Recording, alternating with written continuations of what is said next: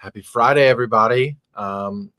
Those of you tuning in, this is the Psychedelic States of America Advocacy Spotlight Initiative.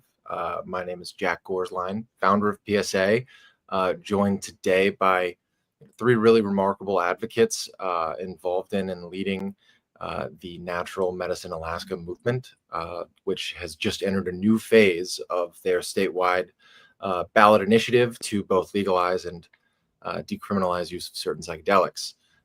Without further ado, we'll jump right into it. We have, a lot to discuss, obviously, and we'll start with some introductions. Josiah, can you do us the honor of leading us off and telling us a little bit about yourself and how you came to be involved with Natural Medicine Alaska? Yeah, hi, my name is Josiah Nash. I live in Anchorage, Alaska, and I graduated the University of Alaska Anchorage with a political science degree.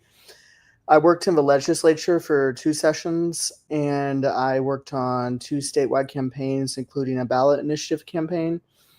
And I've had some personal positive experiences with psychedelic medicines.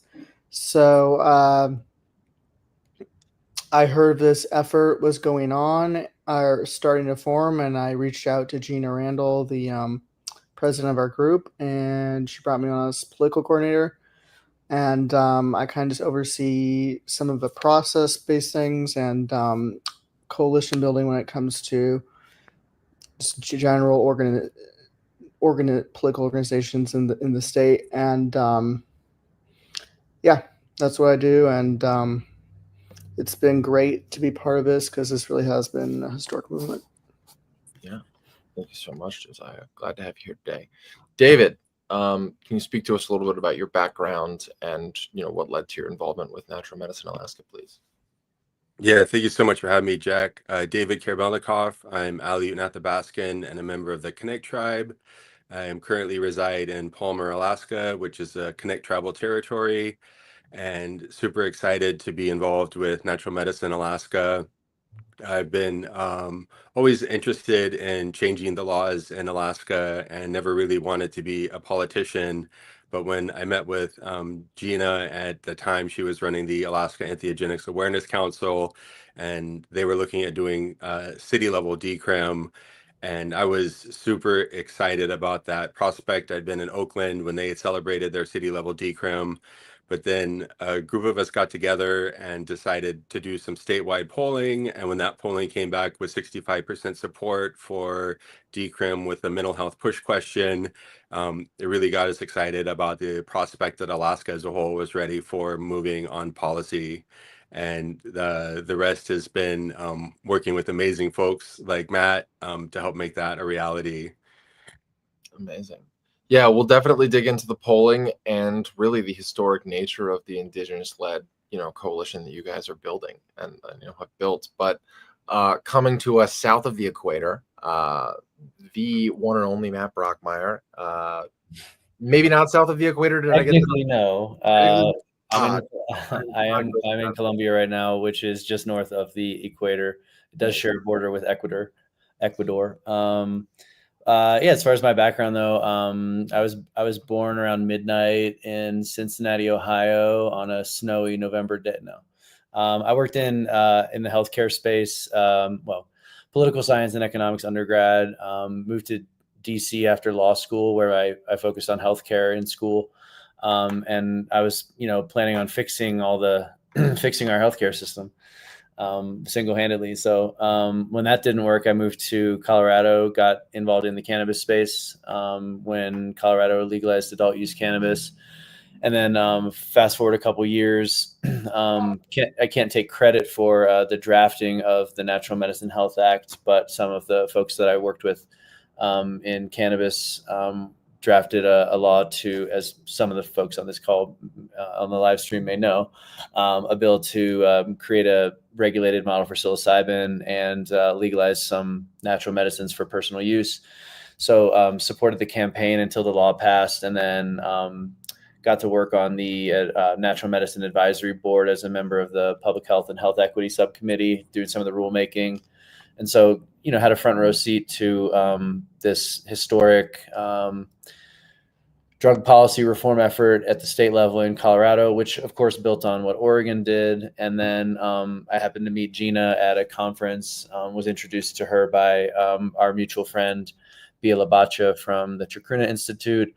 And when these folks decided that they were going to pursue a ballot initiative, they asked if I wanted to be involved. And I said, yes, this is a dream come true as a political science guy, healthcare lawyer, and drug policy reform advocate. I mean, this is it really is a dream come true to be a part of this effort and to see it moving forward now with the lieutenant governor accepting the draft for signatures.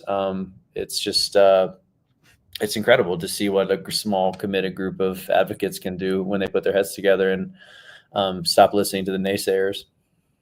Yeah. Wise words as always, and some really good teasers for what we're going to dig into. Obviously, as folks may know, I am a bit of a policy nerd, so comparing and contrasting some of the differences and uniquities of this movement and of this ballot initiative that you guys are working on, I think is going to be a key thread to where we go from here.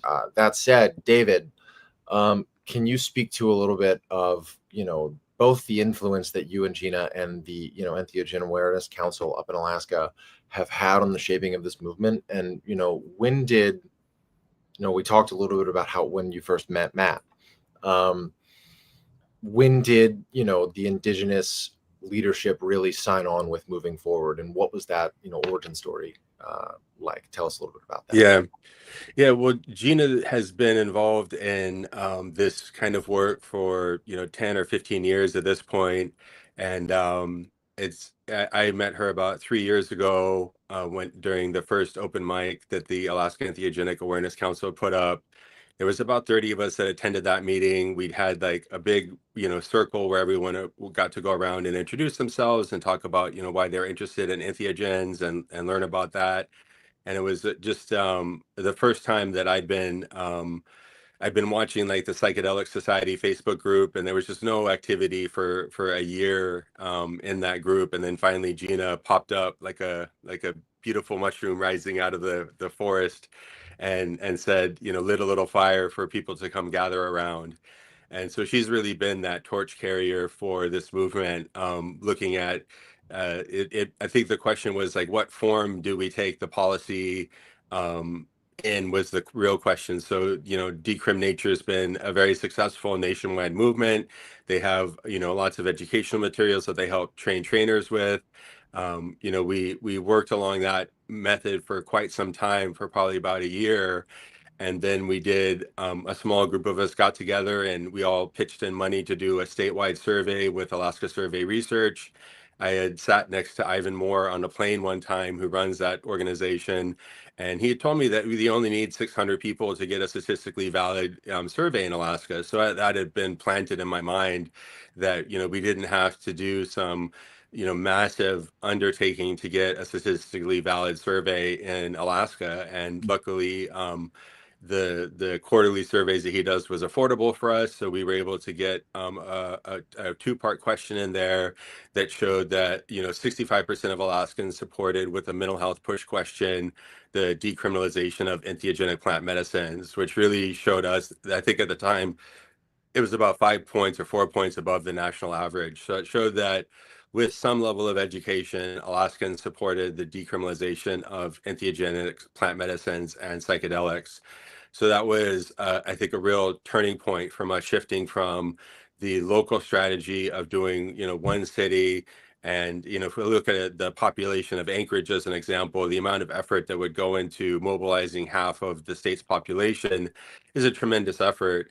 And yet with that city level decrim, you're reliant on the city council to write and pass a piece of legislation.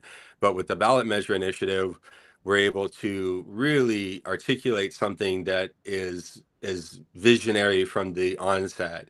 And I think that was really the other point, that Gina's pursuing her master's degree in political philosophy, and we were able to pull together what Colorado had done with their decrim and regulated medical access model, and then also add in a traditional use component that would bring traditional practitioners to Alaska, have them sit on a council that is that's overseeing traditional use practitioners, and really integrate indigenous ceremonial practices into a Western legal framework that our attorneys were able to really, I think, articulate quite well, that Native ceremonial practitioners have an equal lineage to these plant medicines, that they're stewards of these medicines, and that they deserve to have a seat at the table when it comes to the regulatory processes, when it comes to natural medicine. So I think that's really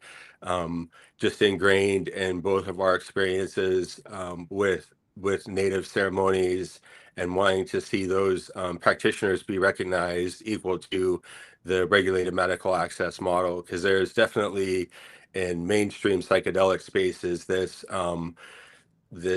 draw to exclusive medicalization, and that's really a huge disenfranchisement to indigenous practitioners. And we did not want to see that happen in Alaska, because Alaska has a huge Native population, and we're an indigenous-led ballot measure initiative.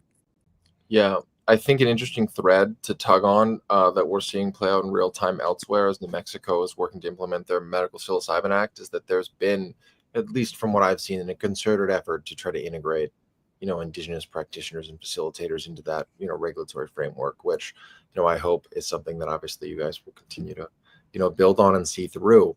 You left off at a point that was great to pivot to Matt as one of the men behind, the crafting of the policy itself. Especially having been on the front lines in Colorado, Matt, can you speak to the key differences in this bill, especially as it pertains to both indigenous use? I know there's some interesting language surrounding ibogaine as well. And then also, I guess we'll come back to the third portion. We'll start there. How does this differ from Colorado? What are some of the evolutions, if you will?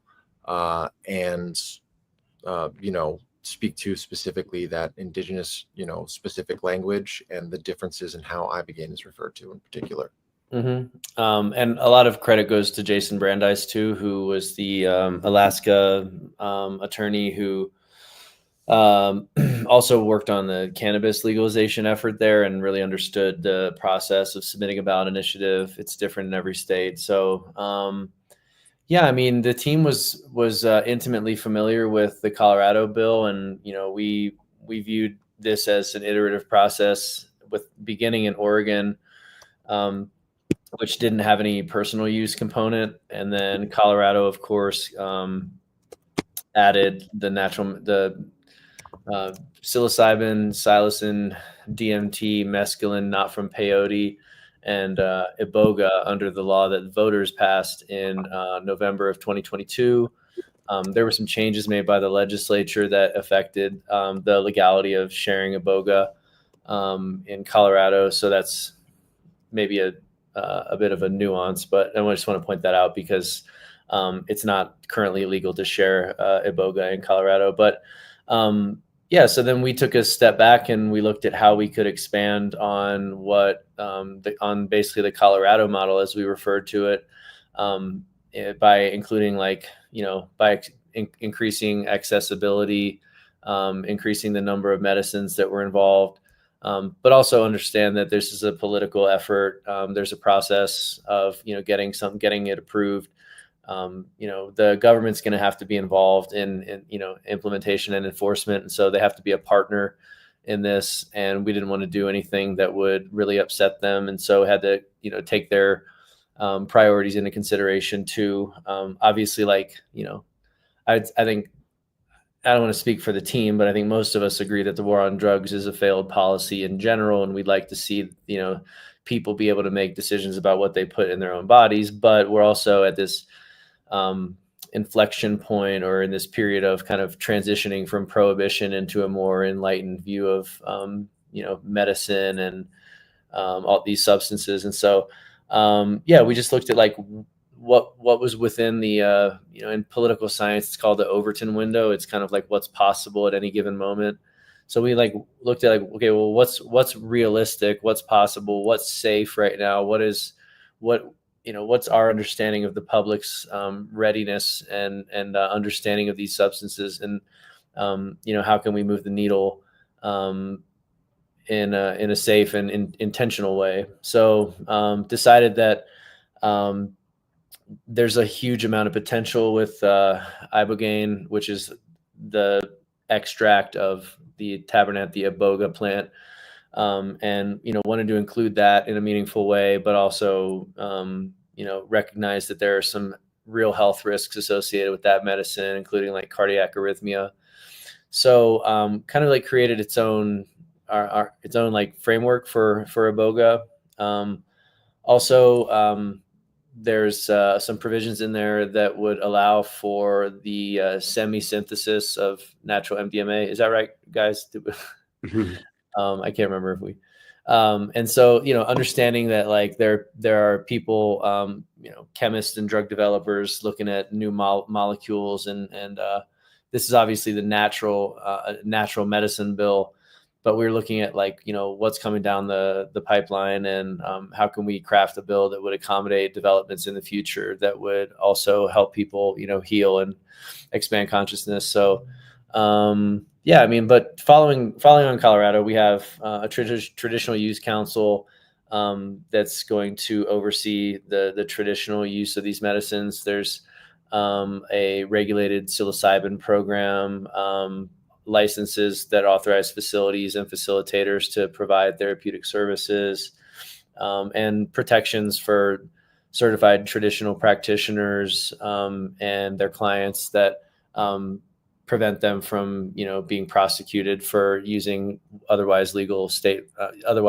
natural medicines at the state level. And so, really excited to just kind of keep expanding on what Colorado did and leave the door open, not to look too far ahead, but show what can be done in Alaska, and kind of leave that open for the next states to consider as they're presumably following our lead, which will hopefully convince the federal government that it's time to take another look at the Controlled Substances Act and really make laws that are based in policy and science and not propaganda. Again, wise words as always. And, I would love to spend hours upon hours discussing, the intricacies of crafting policy. But I think, as far as pivoting specifically to Josiah, as someone who's worked, as he said, in state and local politics in Alaska, and has been, at the forefront of crafting this bill in particular. Josiah, can you lay out a little bit more about, some of the ibogaine framework and why that language is really crucial to, building a coalition in Alaska to get behind it, as well as what Matt mentioned about some of the semi-synthesis of natural MDMA. How is that different, and why is that important to include? Yeah, I think I can just start with a general overview of our regulatory model, and our regulatory model is definitely the most ambitious to be introduced in the United States. And so instead of, Colorado, the board can add an iboga, which they're trying to do for regulated access. But, in Oregon and Colorado from the start, they had psilocybin. So what we decided to do for regulatory model is get psilocybin, but then also include ibogaine too. So both programs are mandated. And then there's an optional program for plant-based MDMA. And, in the news, it looks like very well that MDMA could be approved by the FDA in the next year. And so whether it's a plant-based MDMA in our initiative or it's federal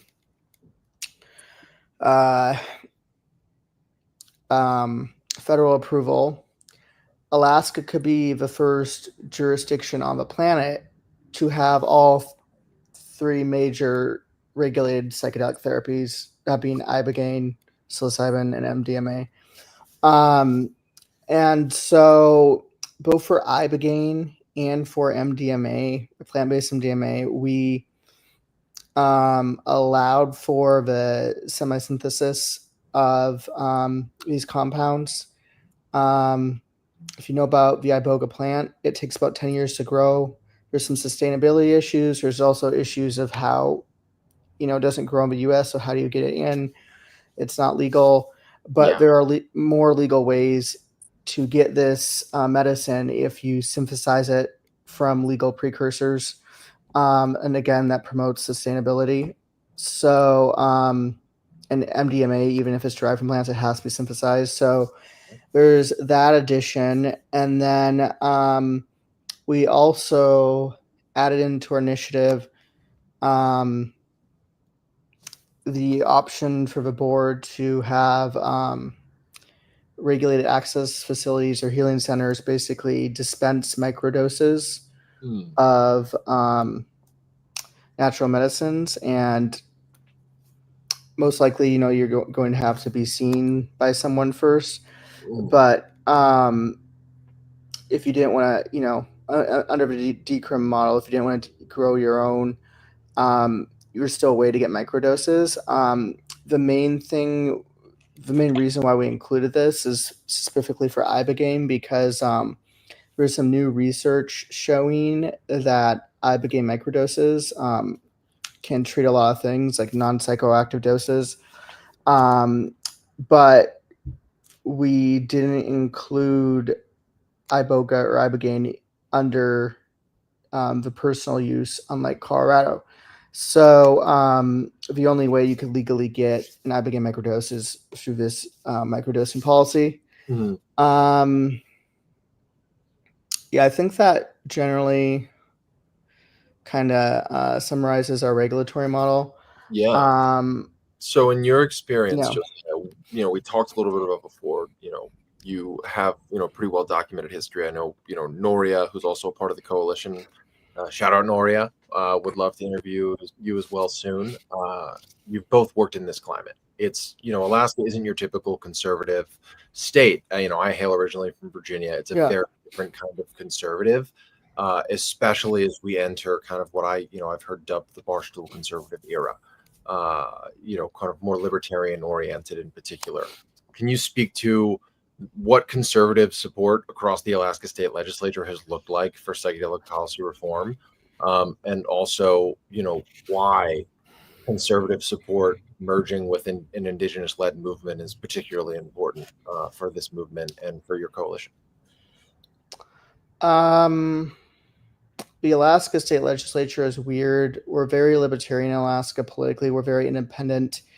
You will see bipartisan coalitions form in the state legislature here in Alaska. I don't think you see that anywhere else in the country. You normally see that in parliamentary systems. It's just because we have this very independent voter base. And there was a psychedelic task force bill passed about a year ago, and that didn't really do much. At the time, people were expecting MDMA was going to be approved. That bill was voted on.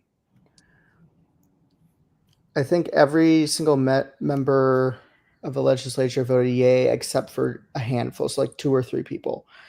Remarkable. But also that bill, it didn't really do much. So I don't know if that's a good measurement on support. I mean, we have it changes, but we generally have at least half the legislature that's Republican or conservative at any given time.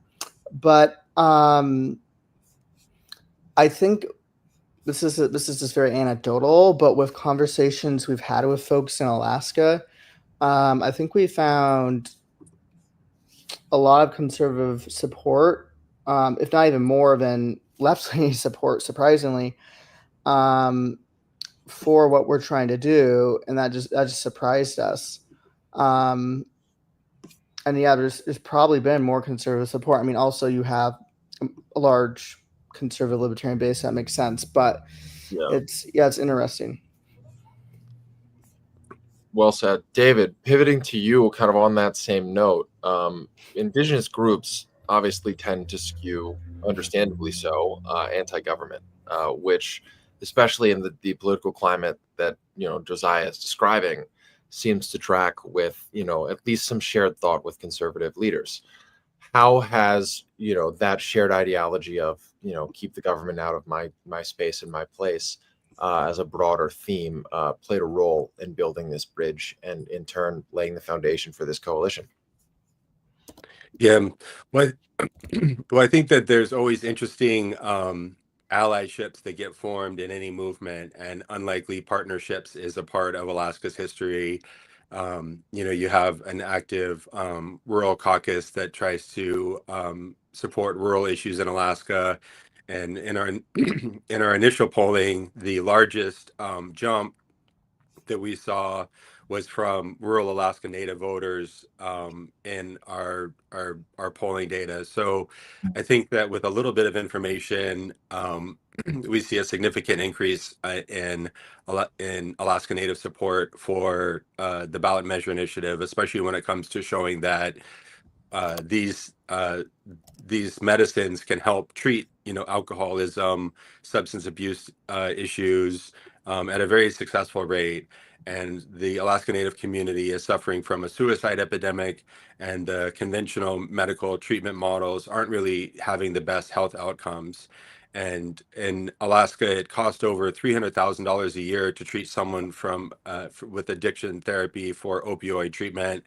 And we're hoping that on the fiscal conservative note, that natural medicines would provide a much more cost-effective treatment methodology than the current $300,000 price burden of addiction services. So by doing something that's helping individual community members, which Alaska Natives tend to be very communal orientated and wanting to help our people as a whole, and even we care about the plight of our fellows, which might be considered to be a liberal idea, or dare I say a socialist idea. But with the with our proposing alternative treatment methodologies to addictions that cost a lot of money, that are very expensive to the state, I think we're able to build that coalition of unlikely allies, where it's like, oh, if that saves me money and it helps people, there's no downside to it. And that's where I think, especially with, there's maybe some concerns about, that there'll be increased use of psychedelics, but with proper education and harm reduction, we can really reduce the amount of adverse events that come from increased use. So just because these substances have relatively low risk profiles when compared to alcohol or opioids or fentanyl, that we have an epidemic of fentanyl overdoses in Alaska right now. We were able to provide an alternative treatment methodology that treats the addiction at its root, and then has a benefit of being a fiscally responsible way of doing that. So I think that kind of this unique blending of both trying to take care of our people and it being a more cost-effective solution brings together folks who would maybe not ordinarily mix on their agendas. But I think that there's a real benefit to us building a broad base of coalitions here in Alaska, as well as with folks across the country that are interested in seeing this reform happen. But I don't think that many people would have predicted, like Texas as an example, to do $50 million in ibogaine research, and yet that was announced right at Psychedelic Science. So you have, I've never seen this as a red or blue issue. I've always seen this as an improvement in, public health policy. As Matt mentioned, a reform to the federal war on drugs that these natural substances were caught up in. And hopefully, Alaska will be the North Star of the psychedelic policy reform movement to addressing the reclassification of these substances to a much more appropriate classification as to what they are, how they can be used safely, and that people aren't persecuted for trying to seek healing, and especially that our veterans don't have to leave the country in order to receive this healing. Right now, if a veteran wants to go to Mexico to receive ibogaine treatment, they're spending about $10,000 a week for that treatment. It would be far more advantageous for them to come to Alaska to receive that same quality of care, if not better, and be able to maintain, be domestic in their travel, and see Alaska become a healing destination, both for treating our own local challenges as well as those across the country. Yeah, so many threads to tug on. I know I've heard talk of a national coalition of sorts that may or may not be in the works. Obviously excited, to hear more and to learn more and to cover more on that in potentially the near future. For those who might not know, David has penned a really phenomenal editorial that I think is absolutely worth highlighting. Noting that Alaska could be the North Star for psychedelic policy reform.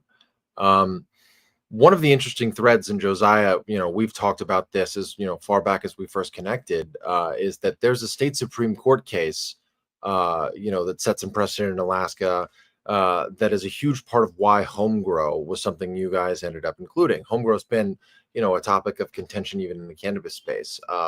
And obviously is something that some states have been for, and that Colorado passed, a measure that includes home grow, whereas, Massachusetts did not. And that seemed to be the root of what residents in my state of Massachusetts were most hung up on. So home grows of certain psychedelics inclusion keeps that torch going. But you guys feel pretty confident about its inclusion. Talk a little bit about the state Supreme Court precedent that was once set and how that influenced the drafting of this particular framework. Yeah, so back in the 70s, there was a gentleman who liked to smoke marijuana who was an attorney, and he wanted to see if through a constitutional challenge he could get marijuana decriminalization pushed through. Last name was Raven. It's known as the Raven case. And so I think shortly before that, we approved a privacy clause to our Constitution via voter initiative. And so he made the argument basically to the Supreme Court that it's inherent in the right to privacy that you can grow and use marijuana in your own home under whatever the amount to distribute is, just for personal use. And he won. And there were some weird things that happened, like back and forth with the legislature to try to override that before our 2014 initiative. Lots of policy changes, but that was like really foundational. And I believe before our 2014 initiative, like you would just get a ticket if you had marijuana. Anyways, so Alaska was the first state, I believe, to allow home grow for any plant medicine. And we were the second state to decriminalize marijuana in any capacity. And they actually tried the same legal argument in Hawaii. And because they had a very similar worded privacy clause for Constitution. And even though that was the case, the Hawaii Supreme Court rejected this argument, which I think just goes to show that, Alaska is a very libertarian, privacy-focused state. And that privacy clause was interpreted by the Supreme Court. When you interpret a constitutional clause that is approved via voter initiative, the legislative history, this goes into constitutional interpretation, so this might be over some people's heads, but the legislative history often is how did the public respond to this initiative at the time? So you look at editorials, etc. And so because of that, we have probably one of the strongest rights to privacy in the nation. And so when you talk about home grow and this initiative, I think we already have that foundation. Clearly, we were the first state to really include any sort of home grow for plant medicine. And our polling was, I believe, 68% for most recent poll for home grow. Amazing. For decriminalization, actually, we've run 3 separate polls. The last one being the most scientific, and for just decriminalization home grow, we've gone around 65% consistently in all the polls. Other numbers have not been consistent, but that one has been very consistent. Again, the last poll was the most accurate, so we're going off of that. But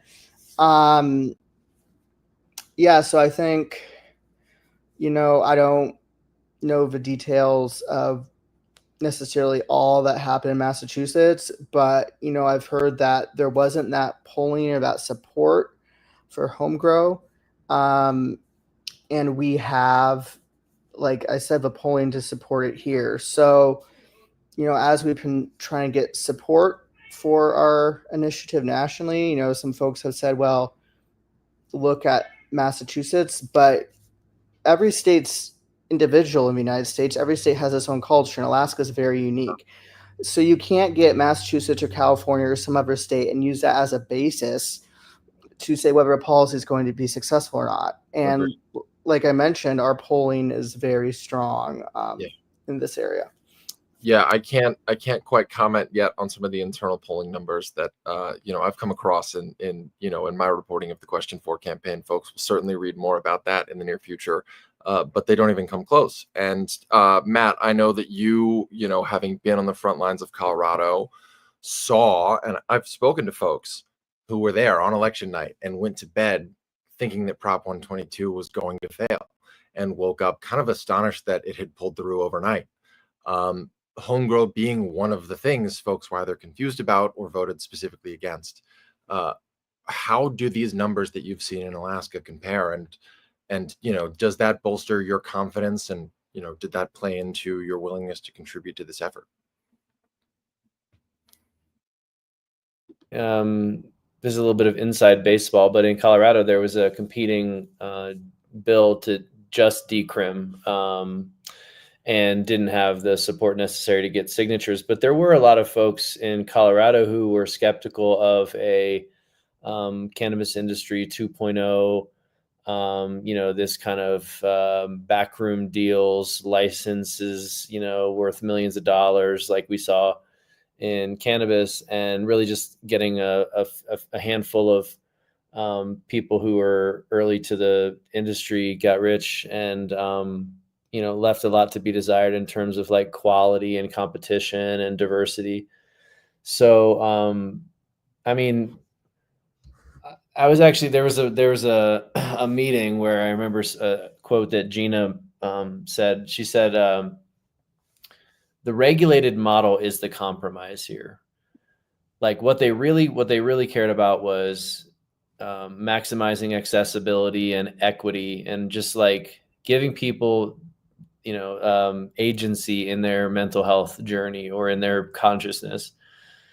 So like basically what that means is any bill that didn't include like personal use or home grow, as you're referring to it, was a non-starter. And that's when I knew that this was a team that I wanted to support, because we all have bills. We're all stuck in this late stage capitalist hellscape. We all have, increasingly expensive mortgages and, food at the grocery store. I remember when eggs, you could like afford eggs and now you can't. It's just insane. So the thought of helping to create another industry with a lot of like barriers to entry and gatekeeping by people who already have access to resources wouldn't have sat well with me. And so I wasn't really interested in, a bill like that. No, not to throw shade. I hope the New Mexico model opens the door to other policy options across the country and shows people that there is no one size that fits all. But I would have liked to see some kind of meaningful decrim or home grow or personal use component in that state, because the reality is a lot of people don't have insurance and don't have the disposable income to shell out $3,000 to $10,000 on a service center or a healing center.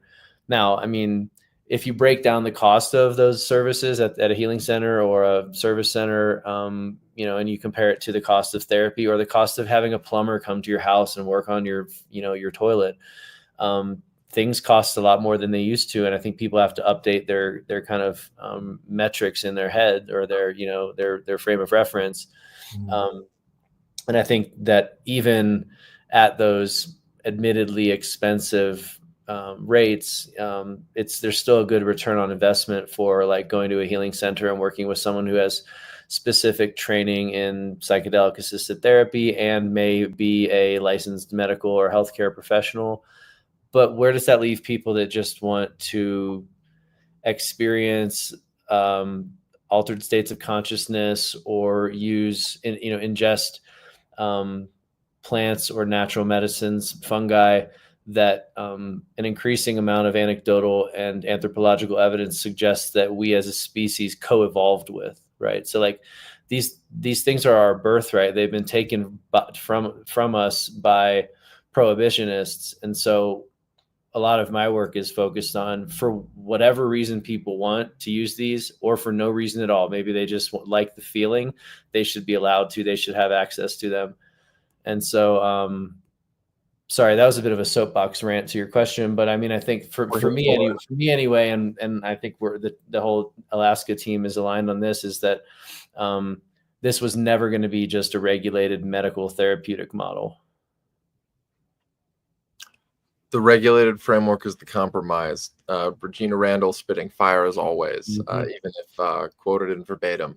And I think that's a really interesting thread, as well as we, centering around accessibility, as we've seen, challenges to the Oregon system in federal court.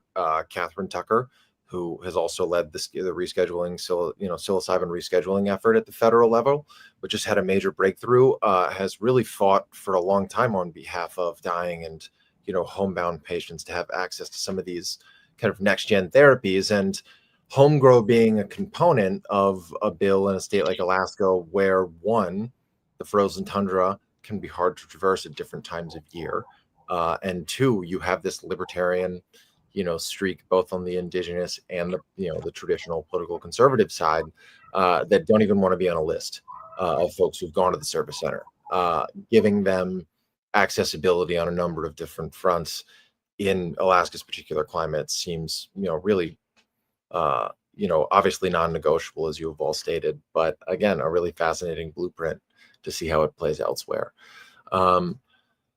Yeah, David, would really love to hear a little bit both, from your perspective, as a veteran and indigenous community leader, how you feel the personal use provisions might factor into, comfort level and, building support around indigenous community leaders beyond you and Regina and the Entheogen, Awareness Council in the weeks to come. And then would really love to circle back and talk about the latest update from all of you. Yeah. Well, I think the Traditional Youth Council is really going to be a powerful tool in generating intertribal ceremonial processes here in Alaska, which I think is going to be something amazing and beautiful. And I think that so that's like, we're super excited that we were able to include the Traditional Youth Council as a framework for including Indigenous practitioners into a Western legal framework. And then, of course, I think that the bottom up approach of personal decrim will also serve to keep choices available for individuals that don't have the resources to go to a regulated medical access facility, to make it be accessible, and by that give grow gift model, that people are able to access plant medicines at a very low cost, able to share those amongst community members. And the personal use provisions is, I think, a personal empowerment process that creates a baseline in Alaska that will also help to keep the cost of regulated medical access relatively low, and as opposed to just a purely regulated medical access model. So there's more options and choices for individuals to have. And of course, if someone wants to be with, we wanted to give people choice with the different modalities that people could experience these medicines in, and especially having the Traditional Youth Council, that the people can experience, authentic ceremonial practitioners that have lineages connected to these medicines that go back generations, and that they're able to do that in a safe and structured fashion with other practitioners that are acknowledging they're recognizing them as being bona fide ceremonial practitioners, and being able to bring that experience to Alaska so that they can be compensated for their time and energy and knowledge. And that, to me, is just going to be a really amazing opportunity to have ceremonies from all over the world potentially be in Alaska, and offer that healing both to the Native community as well as to the community at large. Because I think a big part of this is that colonization has wounded people on both sides of the coin, and that legacy and that history of colonization, that in order for it to heal, I feel that there needs to be pockets where it's all indigenous practitioners that are healing together, but there's also times and spaces and appropriateness to have a mix between that, and that native and non-native people can come together and try to address some of these intergenerational wounds that afflict both of the communities, and try to be a bridge for a broader healing. So I really hope that, these by having these spaces, it'll help repair some of the losses that Alaska has suffered, like Amanita muscaria, our traditional medicine here in Alaska that was used throughout the Arctic. Those practitioners, those shamans that practice that medicine, were persecuted to the point that that medicine is no longer utilized in traditional ceremonial practices here in Alaska. However, there is ceremonial practices still being done in Siberia. So while it's not scheduled right now, that practice through religious persecution that Alaska Natives suffered and endured, and has the lasting wounds of that loss of connection to those medicines. I hope that the Alaska Natural Medicine Act will be a healing remedy to that, and that by bringing in indigenous practitioners from around the world that still hold on to those lineages, that we can help to heal some of those ancestral wounds up here. Can I jump in there real quick and add on to what David just said? Absolutely, jump right in.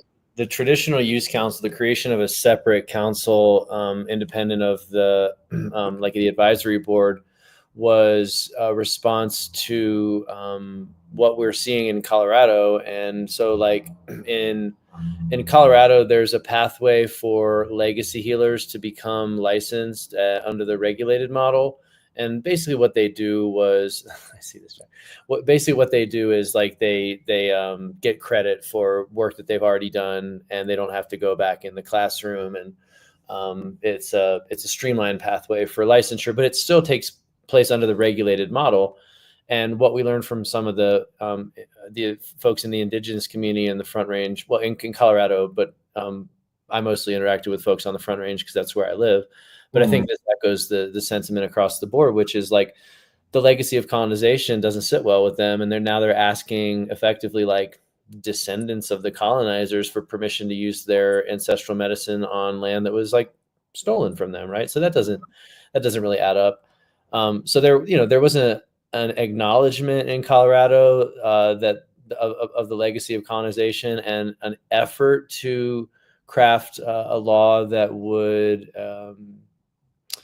try to correct that to the extent that a natural medicine law at the state level can even make a dent in what colonization did to our collective everything. And like David said, that goes to both like Native and Indigenous people, but also white folks who are disconnected from their lineage because of capitalism or, like wars or migration, like whatever.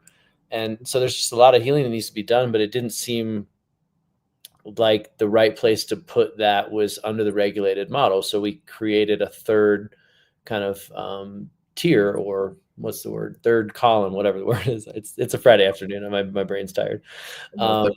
Where we felt like, to formalize this like intertribal relationship between Native Alaskans and folks from other parts of the country that didn't fit in underneath this like tidy Western medical therapeutic regulated model.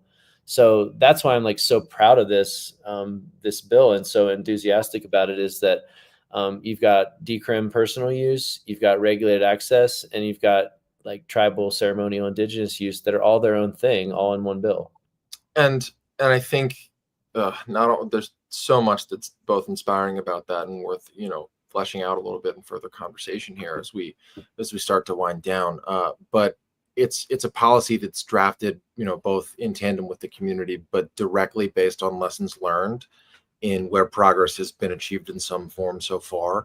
And the fact that that's also been influenced by lessons learned in the cannabis legalization process as well is something that just didn't happen and hasn't happened in certain psychedelic policy reform spaces yet, even though there's a breadth of knowledge to pull from from folks who are on those front lines. So the coalition that you all have built, drawing and directly evolving this policy from that, is so important. Another thread I just wanted to note: there's been concerns in Colorado from some of the legacy market folks that have, whether it's indigenous or otherwise, tried to enter that regulated framework, and the actual cost of certification and registration is pretty high, and more so even than licensure for standard medical professionals, surgeons, et cetera, jobs that are you have to be much more qualified to do, so to speak, based on 6 years of medical school. How might the rollout process of a successfully passed Natural Medicine Alaska ballot initiative take into consideration cost of certification? Obviously not in that indigenous framework that keeps things separate, but in consideration for those in the legacy market who might actually want to enter the regulatory, standard framework with registration and all. Matt or Josiah, any of you guys can chime in, but obviously, curious to get your thoughts on that. That's been a consideration, and if not, don't quote me on this, but I believe that's up to the board. Okay. Having that board being built in tandem with real indigenous input from day one certainly seems like an advantage. I know that in Colorado there's been some pushback from indigenous groups about the rollout of the psilocybin program, but David, again, to what you've spoken to repeatedly, indigenous leaders are on the ground floor with this one. They're hand in hand in lockstep in making sure this is equitable and accessible as possible. Josiah, I did want to ask you really quickly to talk a little bit about the political, advisory that you all have been provided by some pretty heavy hitters in, the political consultant sphere out of Washington. Can you talk a little bit about the importance of One Axiom Consulting signing on to this project and how they've helped you guys, level up your game? Yeah, Axiom Consulting or Axiom Strategies is the largest conservative political consulting firm in the country. So they have access to things such as networks of donors that you typically wouldn't get from a local state political consulting firm. Or psychedelics campaign, one might have.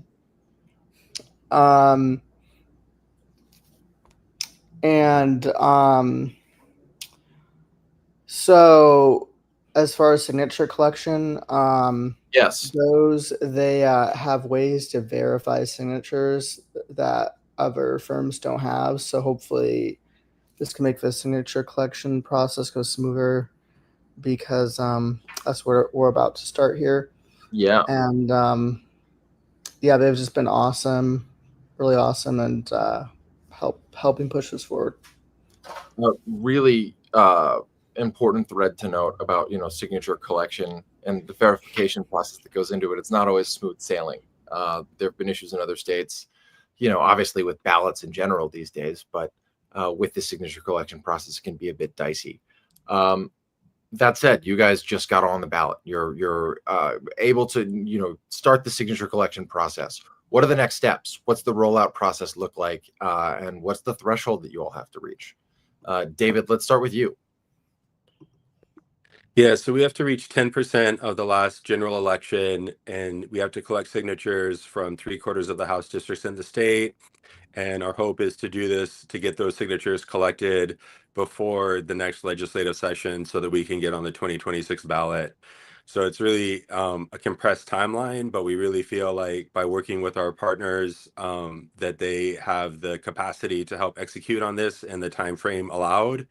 And it's really, we'll be the only state in the country with an active natural medicine ballot measure initiative for the 2026 election cycle. So we're hoping that that will allow for more support from both the psychedelic traditional funding space, as well as other folks that are interested in seeing more options available for mental health and for community healing. So we're definitely gearing up to do fundraising right now, and it's been before the certification, it's the campaign is kind of an angel investment stage project. But now that we're certified, we're a much more bona fide campaign for investment.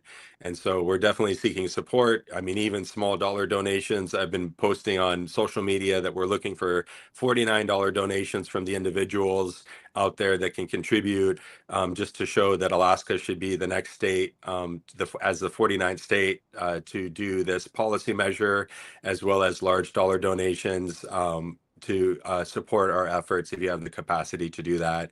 So we're definitely actively fundraising for the campaign now that we're certified, and it's just been an exciting opportunity to bring more opportunities for healing to the community, as well as, for the folks that believe in cognitive liberty, that want to see, a different aspect taken to these naturally occurring substances. And we definitely appreciate all the support from the folks that have gotten us this far. We just had give a shout out to both Veronica and Kevin Matthews with the Colorado camp. They were instrumental in blazing the trail to get Colorado passed, and listening to them has been really encouraging.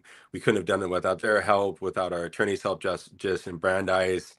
And, so many folks have been encouraging us to make it this far along the way. It's really been a community effort for a small grassroots initiative now to be certified. We're super excited. We've kind of broken through a lot of the barriers that stop campaigns and stop grassroots efforts, and have gotten to this point of being officially certified by the Lieutenant Governor's Office for signature collection, and have a really crack team to help lead that effort here in Alaska. Yeah, I think the timing of Arctic Visions last weekend, which I was unfortunately not able to attend, but those who aren't familiar, there was a phenomenal conference lineup in Anchorage last weekend, right around the time of the Presidential Peace Summit, if you can believe it. But by all accounts, Regina Randall put together truly an incredible conference lineup that brought together some visionaries and thought leaders across the space, which we certainly hope to be able to recap as we continue to, showcase what Alaska has cooking. We'll be sure to include, donation, fundraising details in the show notes, as well as, in content that we distribute, in the days to come. Josiah, I do want to ask you operationally, for those who aren't familiar, what does the signature collection process look like? Like, are you guys posting outside of Whole Foods? Are you knocking on doors in snow boots and ski masks? What comes next? And David mentioned 10% of the last general election, but what's the number? Like, how many signatures, how many Alaskans have to say, I want this on the ballot, and put their name by it for you guys to get moving? So I'm not sure of the exact number. I don't remember. I could go back and look, but I guess to start out with because you have to so it's not actually an overall percentage, it's a percentage in each House district of the voters in the last general election. And I believe, this is different than, like, if you were my understanding, to run an initiative in Colorado, where you could just go to highly populated areas like Denver and get signatures. Like, because of the way our signature gathering requirements work, you have to go to all different parts of Alaska, and Alaska is like one of the most rural states, and we have many villages that you can't get to by road. We probably, like, out of any state, have, like, I would say, the least roads for every community that there is. And so it's really just, we have to get this before next legislative session that starts next year. But, folks that are coming out, they're going to, to answer your question, they're going to be petitioners. They'll probably go outside of, like, grocery stores, other places, and petition. So I don't think it'll be as much of door knocking, but, the holidays are coming up, with Thanksgiving and Christmas. And so typically the petitioners, it's snowy in Alaska then, and then people want to go home for the holidays. So you realistically have to get these signatures completed by around Thanksgiving. Yeah. So the time is nigh and the full court press is on. really going to be interested to see what that off-road, not accessible by car signature collection might look like. Are we talking snowshoes and ski poles, or are we talking snowmobiles and and ATVs? I think mostly just we will send the signatures collectors out there via bush plane. But because it's for each house district, so there's generally a populated area in every house district. And so I don't know all the mechanics, but for most rural villages in Alaska, you typically access them via bush plane. Wow. Okay. Just a note publicly to one of our news supporters, High Times Magazine. If you want to send me on a bush plane with the signature collectors, let's find a way to make that happen. That is must see in internet TV, if you will. Guys, we're running a little bit, tight on time, though there's no real time requirement. We could go for hours, but in service of the hour roughly limit that we have, I'd love to close with some final thoughts from each of you, both, about why folks who may not know a single thing about psychedelics should support this initiative and why it matters in the grand landscape, and also where they can learn more about what Natural Medicine Alaska is up to and what the vision behind this initiative really is. Josiah, we'll start with you and move around David and Matt to close. So if you want to support the initiative, right now at the current moment, I mean, we have some foundational funding, but because we're not NGO TV, some of the volunteering that you could do doesn't really apply right now. So the main way is just funding, fundraising, giving money. And so you can do that by going to naturalmedicinealaska.org. And as far as staying updated, probably our Facebook, I would say, which is just Natural Medicine Alaska, is probably the best way to stay updated on what's going on. We'll be sure to include all that information. We've posted the naturalmedicinealaska.org web link, live on our live comment feed, but obviously easy to find, and we'll include some follow-up promo about that as well. David, closing thoughts, and what you're most excited about as to what comes next in this fight. Yeah, as I wrote on LinkedIn, I really believe that Alaska has the bright opportunity to become the North Star of the psychedelic policy reform movement, both in terms of our policy and how it includes indigenous practitioners, as well as Alaska being the only state with active ballot measure for 2026. So we definitely appreciate all the support we can get. Thank you, Jack, for having us on. And if you're interested in supporting our initiative, you can go to naturalmedicinealaska.org and make a donation, which we deeply appreciate.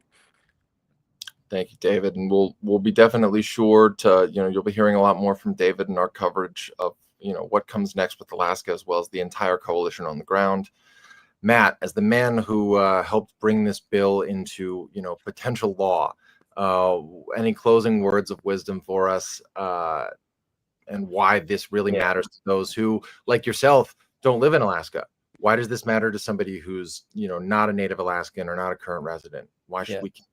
First, this really was a team effort, and I was happy to use my limited expertise in training and education in service of humanity. And yeah, you're right. Like, I'm not from Alaska.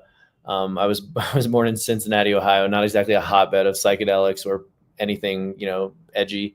But since we're at the edge of the hour, permission to get a little spicy. Like, why should you care about this?